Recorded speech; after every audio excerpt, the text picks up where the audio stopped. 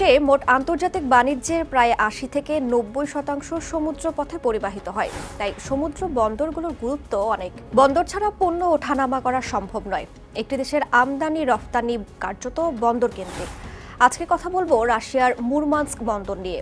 রাশিয়ার উত্তরাঞ্চলের সবচেয়ে বড় বাণিজ্যিক বন্দর এবং বারেন্টস সাগরের কোলা উপসাগরে অবস্থিত।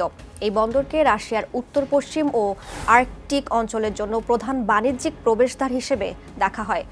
বন্দরটির গুরুত্ব সুবিধা বাংলাদেশের সমুদ্র বন্দর ব্যবহার করে রাশিয়ার সঙ্গে বাণিজ্য করতে পারবে কিনা, চলুন এক নজরে বিষয়গুলো জানা যাক।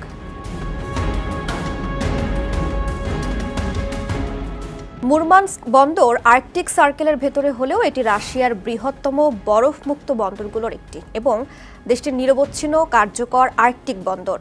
রাশিয়ার উত্তরাঞ্চলের বন্দরগুলো শীতকালে বরফে জমে যায়, কিন্তু গালফ স্ট্রিম অর্থাৎ আটলান্টিক মহাসাগরের উষ্ণ সমুদ্র স্রোতের প্রভাবে মুরমানস্ক সারা বছর সচল থাকে। উষ্ণ স্রোতের কারণে সাগরের পানি এতটাই উষ্ণ থাকে যে প্রচণ্ড শীতেও বন্দর জমে যায় না।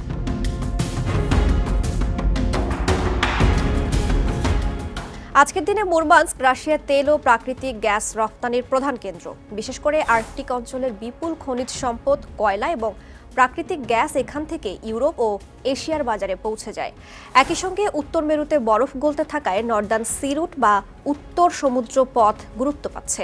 আর এই রুট নিয়ন্ত্রণের মূল চাবিকাঠি হল মুরমানস্ক। এতে রয়েছে Murmansk sea commercial port, river sea port ও রেলওয়ে।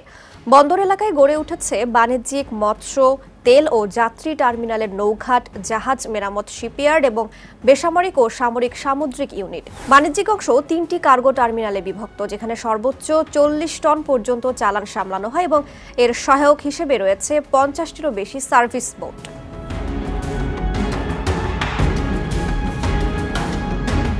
গুরুত্বপূর্ণ বন্দরটির প্রধান বাণিজ্য অংশীদারগুলোর মধ্যে অন্যতম হল ভারত, তুরস্ক ও চীন। 2023 সালের হিসাব অনুযায়ী মোট রফতানি কার্গোর প্রায় 35% ভারতে গেছে, যার অধিকাংশই ছিল কয়লা।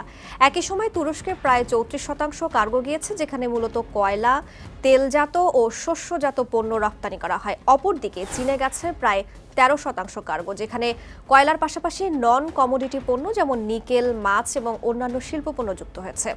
এছাড়া নেদারল্যান্ডস সহ ইউরোপ ও এশিয়ার আরও কয়েকটি দেশে সীমিত পরিমাণ পণ্য রপ্তানি হয়। তাছাড়া উত্তর সমুদ্রপথে মুরমানস্ক হয়ে চীনে পণ্য পরিবহনের সময়ও কম লাগে। যেমন মুরমানস্ক থেকে চীনের সাংহাই যেতে সুয়েজ রুটে সময় লাগে প্রায় 12,050 নটিক্যাল মাইল, কিন্তু নর্দার্ন সি রুটে প্রায় 6,670 নটিক্যাল মাইল। জাপানের ক্ষেত্রেও তাই, অর্থাৎ পথ অনেকটা ছোট। নর্দার্ন সি রুটে মোট কার্গো পরিবহন 2023 সালে প্রায় 36.25 মিলিয়ন টনে পৌঁছায়, যা এই করিডরের রেকর্ড।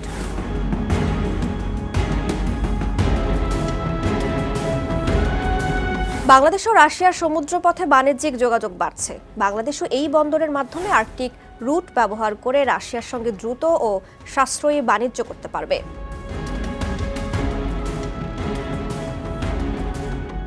শুধু অর্থনীতি নয়, সামরিক দিক থেকেও মুরমানস্ক বন্দরের গুরুত্ব অনেক। এখানে অবস্থিত রাশিয়ার নর্দার্ন ফ্লিট, যা দেশটির সবচেয়ে শক্তিশালী নৌবহর হিসেবে পরিচিত।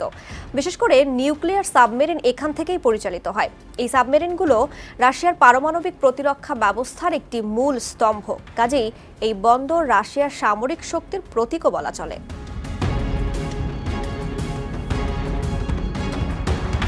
বৈশ্বিক ভূরাজনীতির জন্য সংবেদনশীল একটি জায়গা মুরমানস্ক। আগেই বলেছি, এখান থেকে রাশিয়া তার নিউক্লিয়ার সাবমেরিন পরিচালনা করে, যেগুলো কৌশলগতভাবে যুক্তরাষ্ট্র ও ইউরোপে আঘাত হানতে সক্ষম। আর্কটিক অঞ্চলে বরফ গলতে শুরু করায় নতুন নর্দার্ন সি রুট উন্মুক্ত হচ্ছে, যা রাশিয়ার জন্য অর্থনৈতিক সুবিধার পাশাপাশি ন্যাটোর জন্য কৌশলগত চাপ তৈরি করছে। নরওয়ে, আইসল্যান্ড, ব্রিটেন সবগুলোই উত্তর আটলান্টিকে অবস্থিত।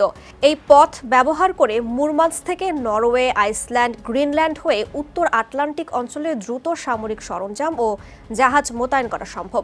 কাজেই এটি ন্যাটোভুক্ত দেশগুলোর জন্য সরাসরি নিরাপত্তা চ্যালেঞ্জ। তাই ভূরাজনৈতিকভাবেও এই বন্দর গুরুত্বপূর্ণ।